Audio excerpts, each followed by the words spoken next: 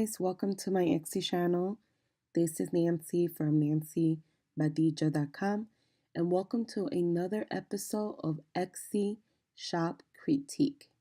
If this is your first time visiting my Etsy channel and you are currently an Etsy seller or maybe thinking of becoming an Etsy seller, then this is the channel for you. I upload weekly videos related to Etsy plus social media. So if you're interested in taking your Etsy shop or starting an Etsy shop and interested in doing it the correct way, make sure that you subscribe to my channel. So let's go ahead and get started on this video. Today, I will be doing a review on the store called Sassy Llama Printables. And what I normally do is that any tools that I currently use on this video, I will link them below on the text box description. And I have a massive list down there. So not only am I going to be adding the ones that I talk about on this video, I'll be adding additional links and resources for you guys. So let's go ahead and get started. So the first thing I normally do when I do an Etsy critique is that I pick one particular listing and I kind of break it down into product photography, SEO, listing description, and then I look at the overall look of the store. So let's go ahead and get started. I selected to do an audit listing on this particular listing right here. So I'm doing an audit on this one. And the first thing I always talk about is product photography. It's important that your photo is clear, that people know what they're buying, people know exactly what they're getting. And I honestly think you did a really, really good job, Georgina, with the product photography. I like the layout of it. I like the fact that you have instant download so people know exactly what they're buying. You have a discount up here, and you also have a free printable baby shower checklist that comes with it, which also entices the person to buy from you. It's almost like an additional thing that they could get with it. So that's really, really nice. So I do like the fact that you have the main photo that has all the items that come included, and then you have additional photos displaying each item each item in 2 items per photo, displaying what they're getting. I like that you show the baby shower checklist, and I like that you have instructions of how it works. A lot of times, having little things like this, it actually helps because the person doesn't get confused. They know exactly what they're buying from the beginning, and it's just an easier way to build credibility with the person. They don't feel like you are hiding anything. They know that all the information is there, and then it's up to them to one, make a decision if they want to buy, but at least they making an informed decision, right? Because you explained everything to them. So I actually love having this here. It's a great, great way to showcase what you're selling. My additional suggestion would be, because you still have, let's see, you got 3, 6, 7, 8, 9. You got one more slot. What I would do is I will add an additional one like this one, but instead of having this one here, obviously this one will stay here. The additional one would be something like favor this item and then have like a little arrow pointing to the heart, or letting them know click below to learn more about this bundle package. The reason why you want to do a call to action is to tell them, you want to tell them what to do. You want to tell them, hey, did you know that you could click below and learn more? And you want to keep them longer in your store. The longer that they stay in your store, the higher the probability of them buying from you. So by you adding this call to action and telling them, hey, did you know this? You could click below and learn more about the product.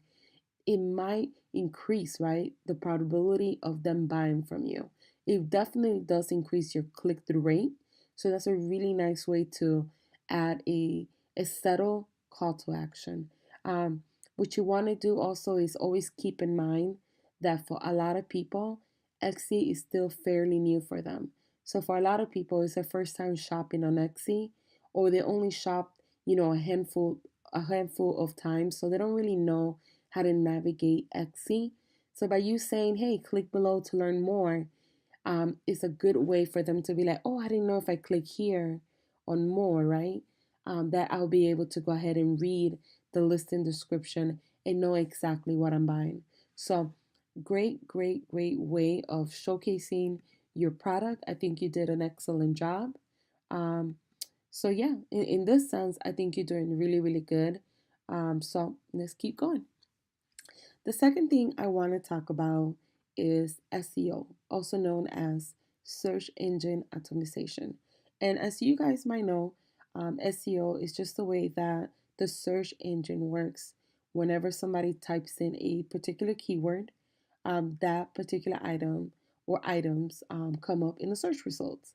And the goal of doing SEO correctly is making sure that one, you're doing SEO best practices, but two, you're using keywords that you're getting found. You want to be found in the first page of Etsy or the first page of a search results like Google or Yahoo or Bing. That way you could drive the most traffic to your Etsy shop or any other source of website that you have that maybe you sell also Etsy products.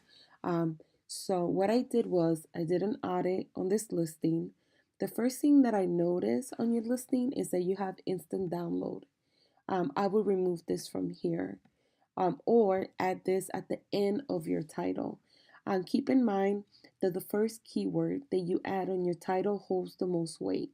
And the reason why is because that's an SEO factor, and it's called an SEO on page factor. So you want to make sure that your main keyword is in the beginning of the sentence and is also in the beginning of your listing description. You want to have it in the beginning as well, right here, because that will show up in the meta description, which is what Google shows potential buyers, and that's what entices the person to click and shop on your store. So let's look at your tags right now. So these are your tags for that particular listing. Um, the first thing that I notice is that a lot of the tags are one, overpopulated or too much competition, right? Two, some of the keywords are too broad, so therefore you're not targeting your target audience. And three, some of the keywords don't really get that much engagement on Etsy, so I would recommend changing them. So, for instance, baby shower is a very, very popular keyword on Etsy. It's oversaturated. So, therefore, you're not going to be found in the first page of Etsy, which is ultimately your goal. You're going to be buried on the Etsy search results because there's so many people using it. There's 2 million listings using the word baby shower. So you're competing with 2 million people. So therefore, instead of you appearing in the first page of Etsy, you might be somewhere in the bottom feed of 300 or 200 or 100 where no one's going to find you. And if you were to run a promoted listing on Etsy, your cost per bid is going to be very, very high because you're competing with so many people. And if you were to lower your cost per bid, let's say you say I want to just pay 10 cents per click, because there are other people willing to pay, let's say, $5 per click for that keyword, you will be also buried, your ads will be buried on the bottom of the search results. They wouldn't appear on the first or second page of Etsy. So therefore, if you want to compete with a keyword like baby shower, it's going to take a lot of effort, and you're going to have to do marketing campaigns outside of Etsy to drive traffic to it because it's too competitive on Etsy. Now, I don't recommend using that keyword either because it's very broad. A baby shower, when you type in the word baby shower, you see a lot of different things are coming up. This is a customized book. This is an invitation. This is a cup holder for drinks, banners. See, so it's all over the place. So therefore, you're not targeting your target audience, people that are actually searching for baby shower games, right? So that's what you want to use. You want to make sure you use long tail keywords that precisely describe whatever you're selling. You don't want to use keywords that are too broad or too generic. That is the one overused, right, by a lot of people. So therefore, it's going to be very hard for you to rank for. And two, you're not targeting your target audience. It's very important that when you sell online or you sell anywhere, whether it's online or not, that you understand who is your target audience and you target keywords specific for them. Um, Another keyword that's too broad is lumberjack, because if you were to type in lumberjack on Etsy, you would get the same results as baby shower. It will be a lot of different things that have lumberjack on it. So therefore, you're not really targeting your audience. As you can see, there's different things. There's 27,000 other people using that keyword, and it's not as targeted as you should have. So what I would do as a keyword would maybe be lumberjack games or lumberjack baby games. That's more of a target keyword for your target audience versus just the word lumberjack. That's too generic. So what I would do is go back to your keywords. I would use XC Um, the free one is enough, or you could just upgrade to the XC Pro, which is only $10 more. And what I would do is redo your tags. Any keywords that you see that are over 50,000, they have to go because they're too competitive. Any keywords that have unknown right here, it means that the volume search, like how many people are searching for that monthly, is very low. So therefore, there's no data coming back, and that's why there's no numbers there. What you want to do is you want to find a balance of the competition is low, but the XC search results and the XC engagement are medium to high. Therefore, you are competing in a healthy market versus competing in a market that not too many people are looking for, or in a market that is oversaturated. So once you do your SEO again, all you have to do is come back, put your keywords in your title, and make sure that your title is easy to read. It has the main keyword in the beginning of the sentence, and you're describing what you're selling and writing a compelling title to make people want to click on your actual listing. Make sure that you also include the main keyword, like I said earlier, in your listing description on the first 155 characters. And this is what people see on Google when they search you. So this is a Google preview. This is what they're seeing. So you want to make sure that this makes sense. Right now it doesn't make sense because it has a heart and then it starts talking about something else. And this is getting pulled from your actual listing right here. So this is what's getting pulled. So what you want to make sure is that your first 155 characters, one has your main keyword and two is a compelling caption that makes people want to click to learn more about your products and services. What you also want to do is um, include your keywords throughout your listing description. So all these additional keywords that you will have down here, you want to include them in your listing description. You want to make sure you optimize your listing as much as possible. And by adding these keywords is considered an on-page SEO factor. And it helps you optimize for those keywords. And whenever somebody searches for those keywords on Etsy, Etsy's query system will be like, oh, all these keywords match this particular page. So then your listings will rank higher and your store will rank higher due to the fact that you're optimizing your entire store with keywords that you are going to rank for and keywords that your target audience is looking for. So make sure you do that. Um, Now we're going to talk about listing description. And your listing description pretty much, it sounds exactly what it sounds like. Is you basically describe everything that you sell.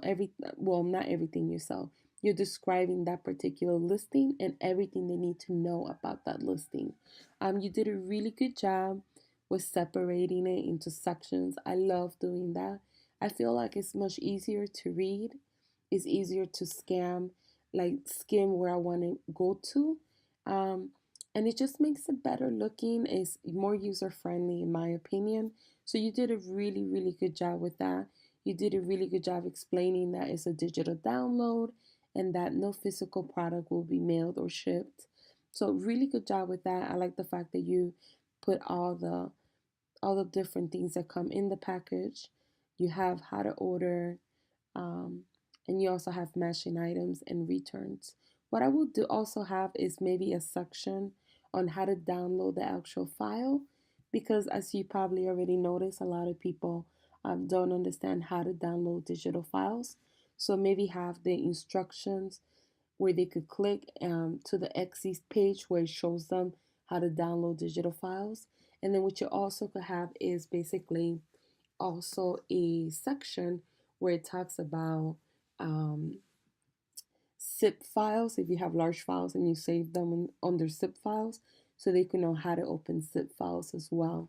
But other than that, I think that your listing description is good.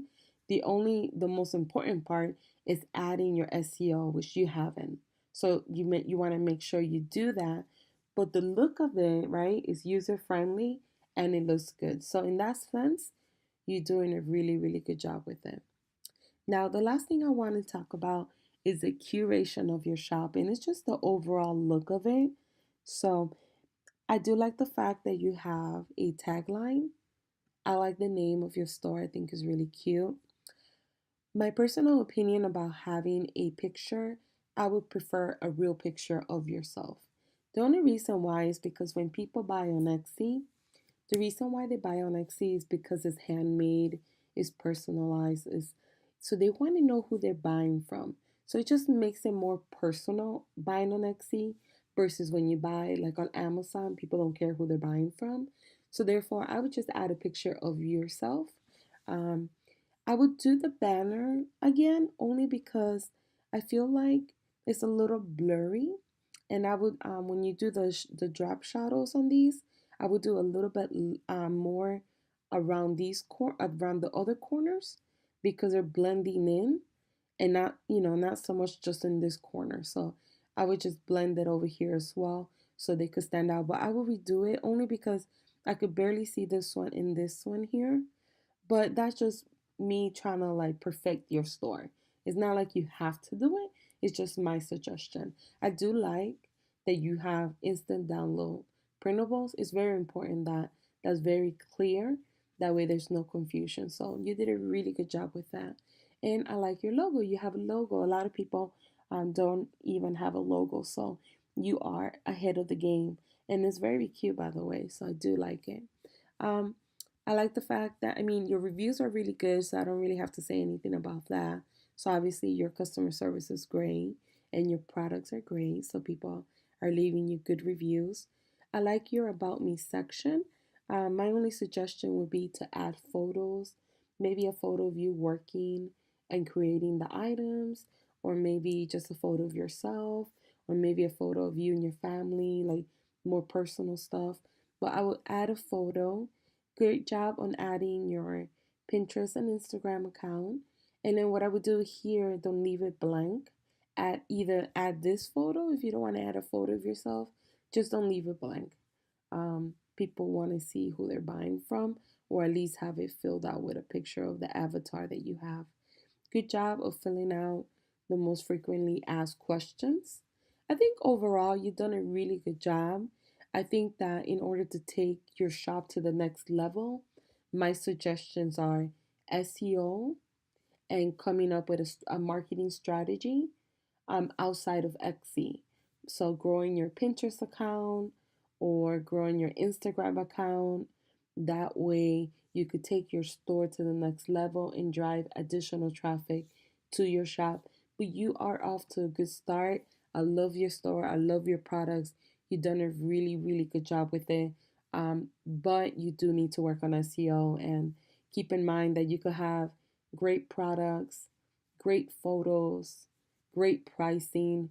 But if you have not done your SEO correctly, you're not going to be driving the traffic that you want. So, therefore, you're not going to be making the sales that you want. So, take the time to do your SEO. Make sure that you really, really think about the keywords that you're using and making sure that you're using keywords that are going to target your audience and keywords that describe what you're selling versus using keywords that are too generic that one, it won't drive you any traffic anyways, and two, your listings will be buried on the Etsy search results. So I hope that these tips will help you, Georgina, to improve your Etsy shop. Great start on 2018. So hopefully 2019 will be a better year for you than 2018. Guys, I'm trying to create a sense of community where we all come together and we help each other out. So if you guys have any suggestions for Georgina, please leave them below. Leave a comment, share something nice about her store, go to her store and favor her shop. But yes, let's help each other out. Guys, so don't forget to like, comment, and subscribe to my channel. Thank you guys for watching.